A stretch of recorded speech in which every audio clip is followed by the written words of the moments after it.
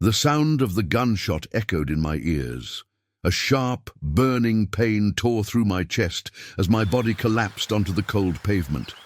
The world around me blurred, my vision narrowing to a tunnel of flickering streetlights above. I tried to breathe, but each gasp was shallow, forced. I could feel the warmth of my own blood spreading beneath me, seeping into the cracks of the road. My hands trembled as I pressed them to the wound, but I already knew. This was it. I was dying. The irony wasn't lost on me. I'd spent decades preaching about life after death, about salvation, about the truth of God's word. And now, in my final moments, the reality of my own mortality settled over me like a suffocating weight. I never expected it to end like this. The night had started like any other. I had just finished leading an evening service at my church in London, speaking to my congregation about faith, about holding on to God's promises even in the darkest times. It was late when I finally left, my footsteps echoing through the nearly empty streets. That's when they appeared. Two figures emerging from the shadows, their faces hidden beneath dark hoodies. Wallet. Now. I stopped. My instincts told me to comply, to hand over what they wanted and walk away unharmed. But before I could even reach into my pocket, one of them panicked. Maybe he thought I was resisting. Maybe he was just looking for an excuse. The gun went off. A searing heat ripped through my chest and I fell. I could hear them running, their footsteps fading into the night. My mind screamed at me to move, to fight, but my body wouldn't respond. The pain dulled. My limbs felt heavy, disconnected. The streetlights above me blurred into nothing but streaks of gold. And then, the strangest thing happened. The world around me started to pull away, as if reality itself was unraveling. The sounds of the city, distant sirens, the hum of passing cars, muffled into silence. Even the pain in my chest faded into something distant, irrelevant. I wasn't cold anymore. I wasn't anything, just floating. I expected fear, panic, some desperate last grasp at life. But instead, there was only stillness, a strange sense of detachment, then darkness, a vast, endless void. No ground beneath me, no sky above, just silence, and in that silence, a presence. Something watching. I couldn't see it, couldn't define it, but I felt it. More real than anything I had ever known. A force that didn't just exist, it commanded existence. It wasn't like the vague spiritual energy I once believed in. This was different. It was absolute, and it knew me, everything I was, everything I had ever been, every thought, every action, every hidden doubt I had carried deep within my soul. I wanted to speak, but I had no voice. I wanted to move, but I had no body. And then it happened, a single question, not spoken, not heard, but felt. Do you know me? The words struck me like a hammer, reverberating through every fiber of my being. And in that moment, as I stood exposed before something far greater than myself, I realized I didn't have an answer.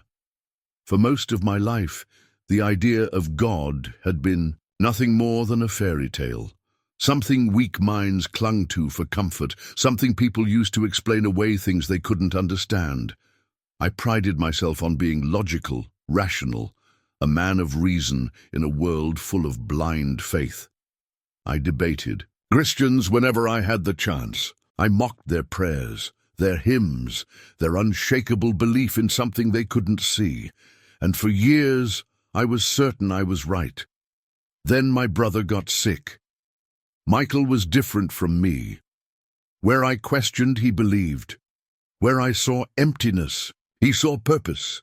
He was the kind of man who prayed before every meal, who carried his Bible like it was a part of him. And when he was diagnosed with cancer, I expected that faith to break.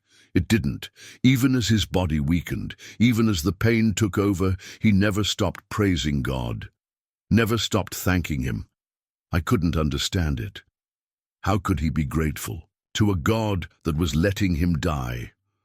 One night near the end, I sat by his bedside, watching as he struggled to breathe. The room was dim, the machines around him humming softly, and I could see it, the way his body was failing him, the way life was slipping through his fingers, and yet when he opened his eyes, he smiled. "I'm going home," he whispered. "I can feel it." I swallowed hard. "Michael, you're not going anywhere. The doctors can't change what's already written," he said. His voice was weak but steady. "You don't understand. Now, Jonathan, but you will. God is real, and when you finally see him, I just pray it's not too late." I didn't have a response. He passed away the next morning, and something inside me broke. The grief was unbearable. The house felt empty without him, the world quieter, lonelier. I tried to move on, tried to drown myself in work, in distractions, but nothing filled the void. And then, one Sunday, I walked into a church. I don't know why I went. Maybe curiosity, maybe desperation. But I sat in the back, arms crossed, watching the congregation sing, watching them pray, feeling like an outsider in a place I didn't belong. Then the pastor spoke. Not about prosperity, not about rules or punishment, but about loss, about pain, about a God who didn't just exist but knew us, a God who wasn't distant or indifferent but present, even in our suffering. Something inside me stirred. I started attending more often, listening, learning, and slowly my anger faded. My doubt cracked. The moment I truly surrendered, I can't even explain. It wasn't dramatic, no visions, no voices from heaven, just peace. For the first time in my life, I wasn't fighting, I wasn't running, I just let go. Years passed, and my faith grew. I studied scripture, immersed myself in its meaning. I saw the power it had, not just as words on a page, but as truth that transformed lives. And before I even realized it, I wasn't just attending church, I was leading it. Me, the man who once mocked believers, now standing at the pulpit, preaching the very gospel I had once denied. I spent decades spreading God's word, guiding others the way my brother had tried to guide me. I lived with conviction, with certainty, and then the bullet tore through my chest and I was dead, and I realized, for all my years of faith, for all my preaching, for all my dedication, I had never truly known him. I was dead. The bullet had done its job, tearing through flesh and bone, ending my life in an instant. The pain that had burned through my chest only moments before was gone. No heartbeat, no breath. Just silence. And yet, I was still aware. Not in the way I had been before. My body, if I still had one, felt weightless, untethered. I wasn't lying on the cold pavement anymore, bleeding out in the streets of London. I wasn't anywhere. I was nowhere. A vast, endless emptiness surrounded me. Not dark, not light, just void. As if existence itself had been stripped away, leaving behind something beyond comprehension, and I wasn't alone. I felt it before I saw it. A presence, vast and overwhelming, stretching beyond anything I could grasp. It wasn't just near me, it was within me, around me, pressing into every part of my being. I couldn't see it. Not with eyes, not the way I had seen things before, but I knew it was there, and I knew it was watching. It wasn't like the spirits I had once believed in. It wasn't some nameless energy or an impersonal force of the universe. This presence knew me, everything I was, every thought I had every lie I had ever told, every moment of doubt, every hidden fear, every time I had faltered in my faith. There was no hiding from it. Then it spoke, not with a voice, not with sound, but with knowing. Do you know me? The words weren't a question, they were a revelation, a weight pressing down on my soul, forcing me to confront something I had never dared to ask myself. I had spent years preaching about him, teaching others about faith, about salvation, about what it meant to walk in his truth. But in this moment, stripped of everything, standing bare before something infinitely greater than myself, I realized I didn't have an answer. not one that mattered. I had believed in him. I had worshipped him. But had I known him? Had I ever truly understood who he was? Or had I just built my own version of him, one that fit neatly within my understanding, within my sermons, within my comfort? The presence didn't accuse, it didn't threaten, it simply was, and that was enough. Because in that moment I understood something I had never grasped before. It wasn't about what I had said. It wasn't about how many services I had led, how many lives I had touched, how many scriptures I had memorized. It was about him. Had I truly surrendered? Had I truly sought his truth? Or had I been content with my own? I wanted to speak, to cry out, to ask for another chance. But before I could, the void around me shifted. The emptiness peeled away, revealing something else, something vast, something terrifying, something holy. A great expanse stretched before me, and within it I saw them, countless souls, some wandering, lost, their faces twisted in confusion, others reaching towards something they couldn't grasp. And then there were the ones who weren't lost at all, the ones who stood in power, who spoke with confidence, who wore the robes of priests, pastors, prophets. I recognized some of them, men I had seen on television, leaders of megachurches, evangelists, men who had commanded millions with their words, men who had preached about Jesus. And yet they were not with him. A deep sorrow filled me as I watched. Some of them pleaded, shouting that they had built churches in his name, that they had saved souls, that they had cast out demons and performed miracles. "We did all of this for you," they cried. And then I heard the words that shattered everything. "I never knew you." It wasn't anger, it wasn't rage, it was final. These men, these powerful figures, these respected teachers, had stood before millions claiming to serve him, and yet they had never known him. They had built empires, not kingdoms. They had sought power, not truth. And now they stood outside. I trembled, because I knew. This was the warning. This was what I had been sent to see. And if I was given a chance to return, I had to tell the world. Before it was too late, the voices of the fallen pastors echoed in the vast expanse around me, their cries, their desperate pleas for recognition, for redemption, for a second chance. It all blended into a chorus of regret. But there was no answer. No argument, no negotiation, only those final, terrifying words, "I never knew you." A cold realization settled over me. These were men who had spoken his name, who had preached his word, who had convinced millions that they were his messengers. And yet they stood outside, not because they had failed, not because they had sinned, but because they had never truly known him. And then everything shifted. The space around me twisted, folding in on itself like a veil being pulled back. The lost souls, the fallen pastors, the vast nothingness, everything faded. And suddenly I was no longer standing in the void. I was somewhere else. The light was blinding, pure. It didn't come from one source. It was everywhere, filling everything, surrounding me in an overwhelming radiance. And then, in the midst of that light, he was there, Jesus. There are no words in any language to describe him. No image, no painting, no vision of him on earth has ever come close to what I saw. He was power. He was authority, and yet he was peace.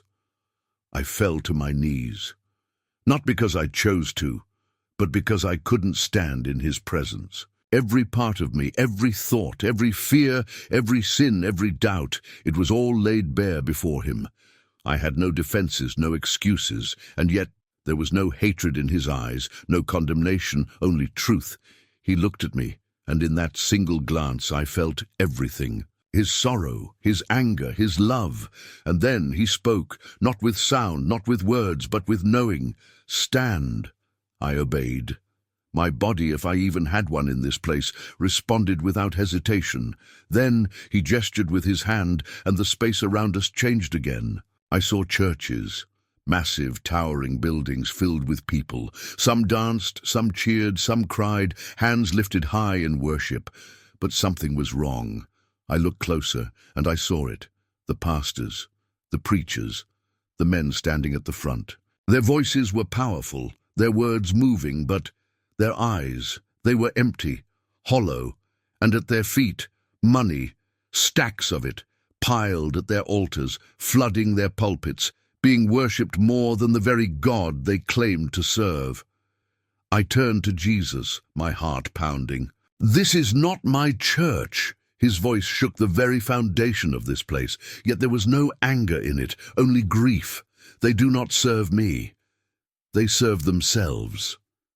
I turned back, watching as the people, millions of them, gave everything they had to these men, believing that their wealth, their sacrifices, their loyalty to these pastors would bring them closer to God. But they were being lied to. They were being used.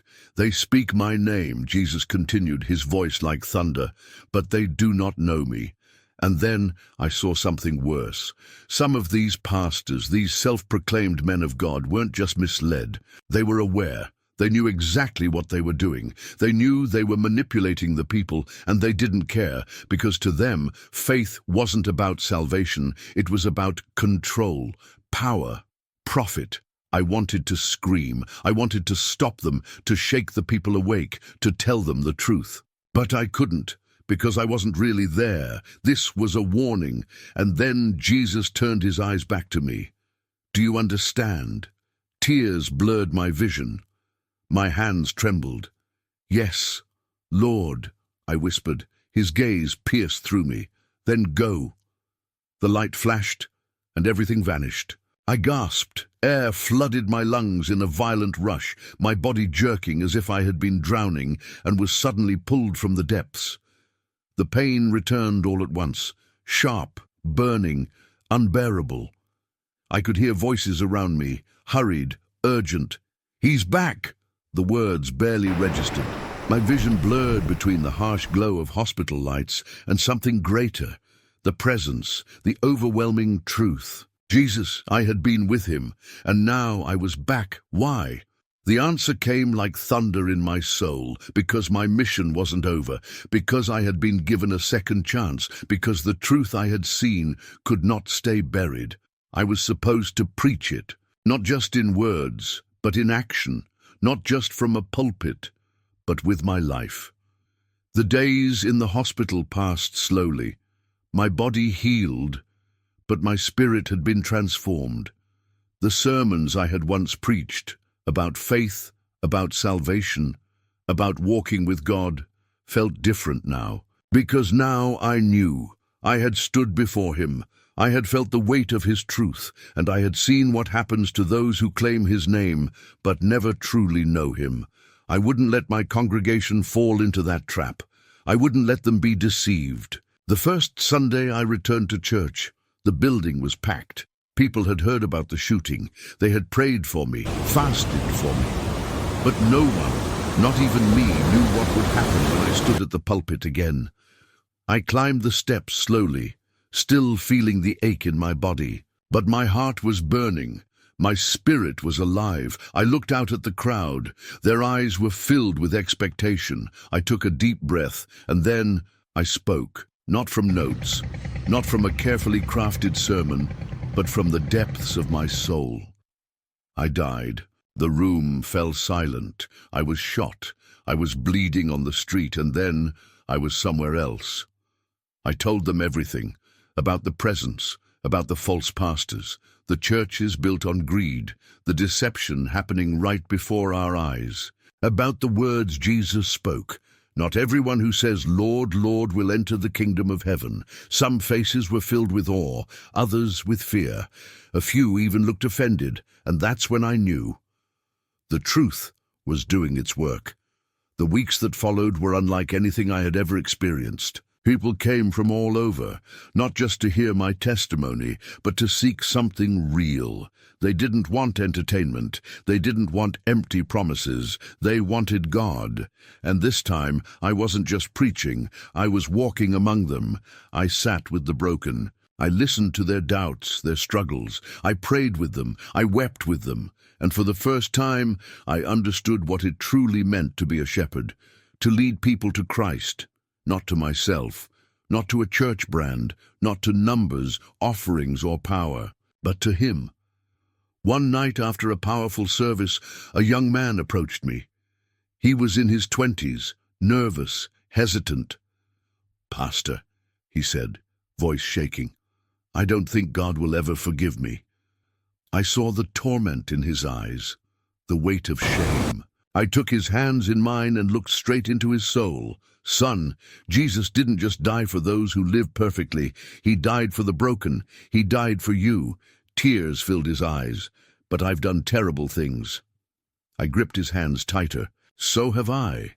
He looked up at me, shocked. I smiled. "That's the power of grace. He doesn't call the perfect. He calls the willing." And that night, under the dim lights of the altar, that young man gave his life to Christ.